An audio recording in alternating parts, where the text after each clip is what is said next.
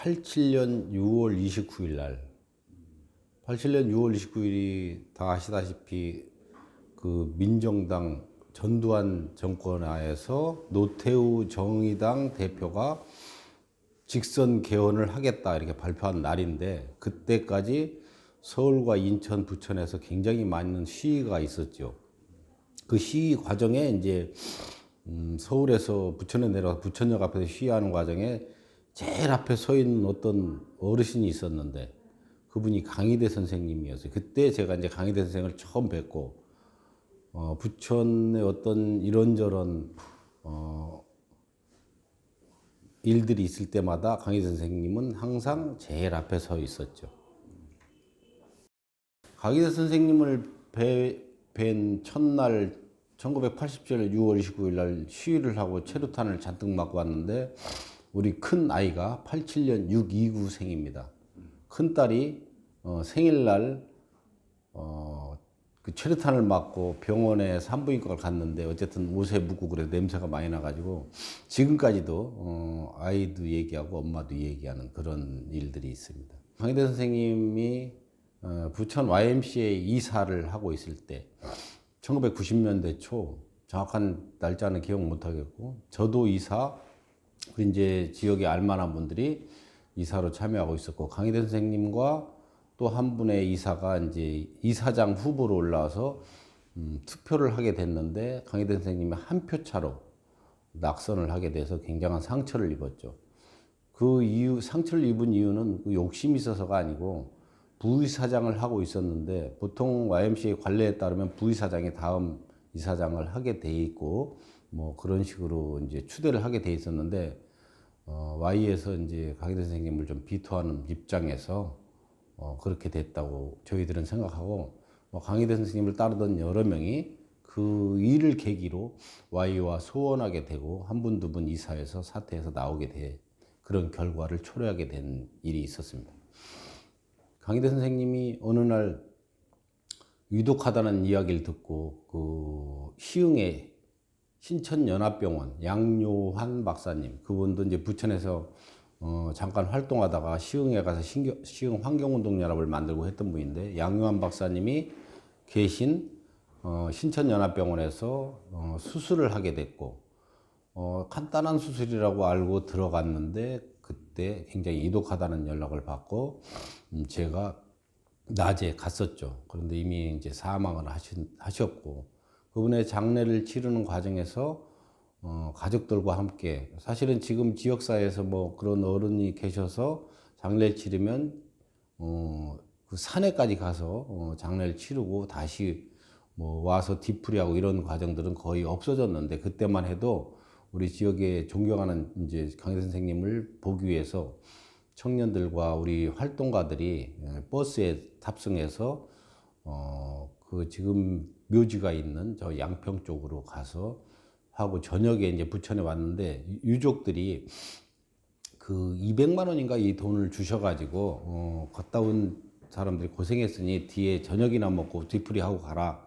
이 과정에 이제 지금 이사장을 맡고 계신 경인문고 상훈이 형님이 제안을 합니다. 이거 우리가 이 돈으로 술 먹고 끝내면 되겠느냐? 이 돈으로 뭐 강희대 선생님을 기리는 뭐 어떤 그렇게 산 사람들을 앞으로 상 주는 그런 걸 한번 만들어 보자.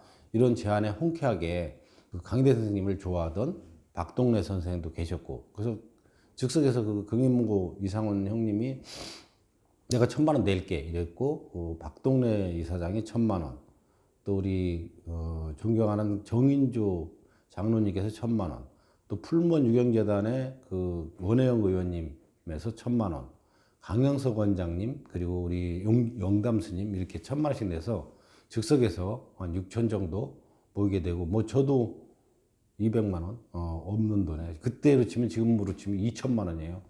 어쨌든 그렇게 해서 내 가지고 1억 가까이 이제 약정을 받았죠. 200여 명. 그런 일이 있었습니다. 굉장히 감동 깊었던 거죠. 그때 돈 1,000만 원을 낸다는 건 쉬운 일이 아니었었어요. 그만큼 우리가 이제 민주화에 대한, 그리고 한국사에 대한 열망, 그리고 그렇게 살아온 분에 대한 어떤 따르고 싶은 그런 욕구, 이런 것들이 이제 있어서 그렇게 됐다고 보여지고요. 그다음에 이제 강의대에 그래서 시민상을 만들자 이런 이야기가 나온 다음에 이제 굉장히 많은 이야기들을 했고, 제가 이제 집행위원장을 맡아가지고 그 모임을 이제 쭉 끌고 오면서 수십 차례 회의를 통해서 강의대 민주시민상, 부천시민상 이런 논의가 있다가 최종적으로 강의대 부천시민상 이렇게 이제 이름을 정하고 부천 상공회의소를 빌려서 강의대 부천시민상 발족식을 하게 됩니다. 그날이 이제 잊을 수 없는 것은 고 노무현 대통령이 그날 탄핵된 날입니다. 국회에서. 그때 이제 부천의 국회의원들도 거기에 참여한 분도 계셨고, 잊을 수 없는 것은 그날 이제 발족식에서 제가 사회를 보고, 뭐 거기에 저 부천에 이제 알만한 분들은 다 왔죠. 뭐 지금 현재 국회의원 하고 있는 김경엽 의원, 원혜영 의원, 또 영담 스님, 뭐 그리고 부천시장을 여기만 김만수 전 시장 이런 분들이 다 오셨고, 그 과정에 이제 발족식 하는 과정에 조금 늦게 노무현 대통령을 탄핵시키고 국회에서 헐레벌떡 달려온 김문수 의원이 있었어요. 근데 그 과정에 이제 오기로 돼 있었기 때문에 지역의 후배들과 뭐 여러 명들이 내가 사회를 보니까 저한테 형, 그, 김문수 오면 거기서 나가라고 하고, 뭐, 이렇게 제대로 대접하면 정말 앞으로 보지도 않을 거야. 이런 얘기를 여러 명이 해가지고, 이건 에피소드인데, 지난 일이지만. 지금 윤석열 정부에서 이제 경산호위 위원장을 맡아갖고 요즘에 이제 여러 이야기들이 나오긴 하는데, 제가 좀 사실은 지금 생각해도 좀 오버하긴 했죠. 김문수 너 나가! 이렇게 제가 얘기를 해가지고, 여기 이제 뉴스에도 나오고, 뭐, 여기가 정치회장이냐고 막 한 10분 시끌벅적했는데, 그 신철영 선배의 그 부인인 김은혜 누님이, 김문수 전 의원을 이렇게 끌고 나가는 장면들이 나왔죠. 그래서 너 왜 그랬냐? 하고 막 사람들이 손가락질하고 그런 과정이 있었어요. 뭐 굉장히 그거는 잊을 수 없는 추억이죠. 그래서 이제, 강의대 시민상 발족식을 하고, 어, 일주기에 이제 접어들어서 11월 14일이 강희대 선생님 죽인데 그날을 맞이해서 시민상을 매년 시상을 하기로 한 거죠. 여러 가지 뭐 추억이 있긴 한데 그 당시에 이제 강희대 선생님, 지금은 그런 문화도 좀 사라졌는데 강희대 선생님, 돌아가신 김관식 선생님 이런 분들을 명절 때마다 찾아갔었어요. 특히 설날은 우리가 시골에 가기 전이나 갔다 오고 나서 항상 세배를 갔죠. 지금 뭐 지역 어른들한테 뭐 지금 여러 명이 어른이 이미 됐지만 그런 분한테 세배를 찾아가는 후배들이 거의 없죠. 그때는 그렇게 했어요. 여러 명들이 세배를 찾아가. 그때 김문수 의원, 뭐 지역에 있는 국회의원들도 다 세배를 갔어요. 그 과정에 우리 강희대 선생님을 기억하는 거는 여야를 막론하고 친하게 지내면서 훈계하고 뭐 이렇게 조언하고 이랬던 분으로 기억해서 여야 정치인, 특히 아까 얘기한 김문수 의원 같은 경우도 강희대 선생님 이야기는 듣고 이렇게 하셨던 분이고요. 그래서 매년 갔었는데 그 강희대 선생님 돌아가신 뒤로 김관희 선생님으로 이제 집에 찾아가고 세배하다 김관희 선생님 돌아가시고 또 박동래 선생님 집에 세배 가다가 박동래 선생님 지금 상태가 안 좋아서 요양병원에 계시고 뭐 이런 상황이 이제 역사가 있습니다. 가장 감동적인 것은 어쨌든 부천 시민상 만들고 나서 제1회 부천 시민상을 그 부천 실업고등학교 이주왕 교장 선생님한테 줬는데 이분 뭐 그 교사에서부터 그 학교를 설립해서 야간 고등학교를 만들어서 부천에 참 굉장히 큰 일을 해서 지금은 이제 인가된 학교로 바뀌었죠. 강희대 선생님은 뭐 주로 꼬장꼬장하다 이런 얘기가 있죠. 그래서 뭐 굉장히 말라서 이렇게 그 뭐 갈대같이 마른데 그래도 막 꼬장꼬장하게 이렇게 항상 허리를 펴고 다니셨고 뭐 원래 서예가 협회 회장도 하셨고 예총 회장도 하셨는데 그러나 그런 면에서 아까도 얘기했지만 여야를 막론하고 많은 활동가나 의원들에게도 이렇게 존경받는 분이어서 뭐 좀 부드러우면서도 강직한 뭐 이런 것들로 기억하죠. 뭐 다른 분이 이야기해 주겠지만 뭐 공무원 할 때 누가 돈을 몇백, 지금으로 치면 뭐 집 한 채 정도 되는 돈을 싸가지고 와서 세무공무원 할 때 뭘 하려고 그랬는데 그걸 다시 돌려보냈다는 일화가 있어요. 이제 그래서 이제 부천의 그 여러 가지 역사가 이렇게 변화가 되는 과정에 강의대 시민상을 만들고 이제 제가 운영위원장을 제가 16년 했나 봐요. 그리고 이제 그 과정에 이 강의대 시민상이 1억을 모아서 현금이 지금도 1억이 있는데 이 돈으로 이자로 뭐 이렇게 주는 건 어려워서 그 이사들이 30만 원씩 모아가지고 그 돈으로 행사를 치르고 이랬는데 그 과정에 지역의 이제 공익활동이나 복지나 여러 가지 관계들을 돈을 모아서 전문기관이 지원하는 게 뭐 만들었으면 좋겠다 하다가 지역재단이라는 이야기가 떠올라서 그 강의대 시민상이 좀 주도를 해서 지역재단을 만들어 보자. 이렇게 이제 시작을 하게 돼서 지금에 있는 부천 희망재단이 그 강의대 부천 시민상 위원회에서 논의돼서 만들어진 거죠. 그거는 이제 역사는 부정할 수 없고 그 과정에 제가 여기도 이제 그 지역재단 운영위원장을 맡다가 지금은 상임이사를 이제 10년째 하고 있는데 처음에 이제 그 박동래 선생, 정인조 이사장이 제가 1,200만 원씩만 주세요. 제가 그래가지고 2,400으로 월 200만 원에 1년 동안 준비할 수 있는 사무국장 한 명을 채용했어요. 그래가지고 지평교회, 지금 현재 지평교회에 있는 그 YWC에 있는 환경교육센터에서 책상 하나 놓고 거기서 한 6개월 정도 지역재단 만들려고 이제 준비를 해서 외국의 사례도 많이 만들고 국내 사례도 수집해가지고 결국 이제 이 우리 부천 희망재단을 만들게 되죠. 예, 이게 몇 년이 지금 12년째 이제 들어보니까 그 과정에 참 대단한 일을 그 강희대 선생님이 돌아가신 뒤에 강희대 부천시민상 만들고 그 뒤에 희망재단이 만들어지고 하는 어떤 계기가 됐다. 그런 거는 이제 부인할 수 없는 역사적 사실이죠.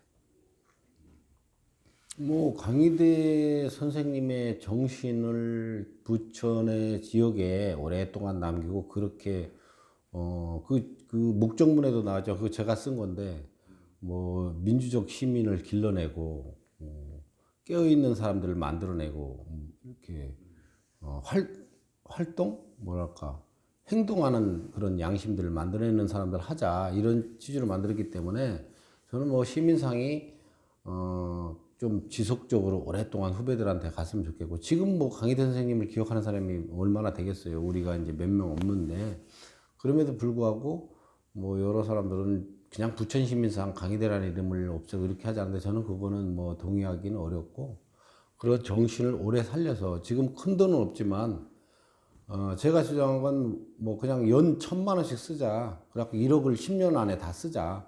그러면 또 그 1억이 그보다 더 많은 돈이 어떤 분들이 만들어질 거다. 난 그렇게 생각해요. 그건 확신하고 뭐 내가 낼 수도 있잖아요. 5년 뒤에.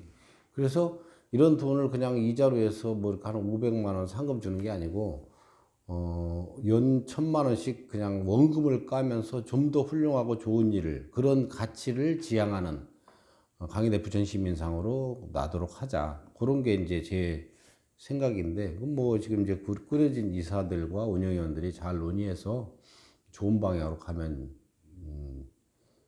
좋겠죠. 뭐 이제 아쉬운 점이라면 어쨌든 다양한 그런 후보자들을 발굴하지 못했다는 거. 그리고 우리의 이제 아이덴티티가 정체성이 뭐 이렇게 운영위원들과 이사들이 좀 충돌하는 게 있어서 이런 사람들을 상을 줘야 되는 거 아니냐 이런 논란도 있었고 뭐 특히 이제 우리 부천필 임원정 지휘자를 시민상 대상자로 선정해 하는 과정에 논란이 좀 있었어요. 저분이 무슨 시민운동한 사람이냐. 근데 이제 그 뭐 여러분의 이사들이 찬성해갖고 이제 그분으로 선정을 했는데 지역에 끼친 영향 이런 것들을 좀 높이 평가하고 문화적으로 이게 뭐 시민 운동만 하고 지역에서 뭐 권력 투쟁만 한 사람들이 꼭 뭐 이런 걸 받아야 되냐 하는 문제의식이 있었어요. 뭐 저는 거기에 동의했고, 그럼에도 불구하고 아직도 지금 그런 논의들은 있어요. 그게 뭐 얼마나 잘 섞이고 할지 모르겠는데 이후에 강의대 시민상의 운영 관련해서는 뭐 좀 다양성을 존중하는 우리의 생각과 다르더라도 지역에 영향을 끼친 뭐라고 이 인터뷰니까 얘기하기는 어렵지만 기본적으로 우리와 다르지만 부천에 선한 영향력을 끼친 많은 사람들이 있거든요. 이런 분들을 좀 더 폭넓게 발굴해서 격려하고 칭찬하는 그런 문화가 시민상에 있었으면 좋겠다. 뭐 우리와 뜻을 같이 하고 우리와 생각을 같이 하는 뭐 그런 어떤 진영 논리로 사람을 선정하는 게 아니고 그런 것들을 이렇게 탈피하지 않으면 그냥 우리가 항상 얘기했던 니들끼리의 잔치 뭐 요거가 되기 때문에 그걸 과감하게 좀 바꿔야 된다. 뭐 지금이라도 그래야 이게 연속성도 있고 사람들에게 광해대 시민상, 부천 시민상은 받으면 뭐 이러저러한 사람들이 받았어. 뭐 이런 이야기들이 좀 생기지 않을까. 뭐 그런 문제의식은 있어요. 그런 것들을 잘 좀 아우렀으면 좋겠고, 뭐 나머지 상들이야 뭐 부천상이 부천 그 시에서 주는 상도 있고 뭐 여러 상들이 있는데 물론 강의대 부천 시민상을 만든 목적과 취지나 이 사회적 가치는 뭐 특별히 다르긴 하지만 시대적 배경이 달라지고 있기 때문에 지금 뭐 20대나 10대 이런 친구들이 뭐 옛날에 민주화 87년 이런 거 이야기하면 뭐 압니까? 잘 모르지. 그래서 이 시대에 맞게 빅데이터, AI 이런 과정으로도 오고 있는데 우리 지역사회에 부천이 80만의 인구 중에 이제 뭐 지역의 어떤 선한 영향력. 뭐 예를 들어서 부천 희망재단에 뭐 매년 5천만 원씩 운영을 한 사람, 뭐 이런 사람도 대상이 돼야 되는 거죠. 그리고 또 국민운동단체라고 우리가 뭐 흔히 얘기해. 지금 관변단체 이런 얘기 잘 안 하잖아요. 뭐 그런 데들이 20년, 30년 자원봉사하는 사람들 많아요. 그러니까 우리가 지금 12회째인가 이렇게 그 시민상을 줬는데 보면은 뭐 사회적 약자도 있고 뭐 이렇게 길거리에서 밥을 준 분도 계시고 뭐 학교 설립한 분도 있고 목사님도 계시고 뭐 그런데 시민운동한 분들도 있고 근데 그 이렇게 내용들을 보면 뭐 특별한 사람들이 추천해 가지고 대부분 됐기 때문에 좀 그런 사람들이 들어올 수 있는 구조가 없었어요 그동안. 저는 그래서 이런 걸 탈피해 하는 것이 강의대 시민상의 연속성이나 지속성에 도움이 될 거다 이렇게 보고 있어요.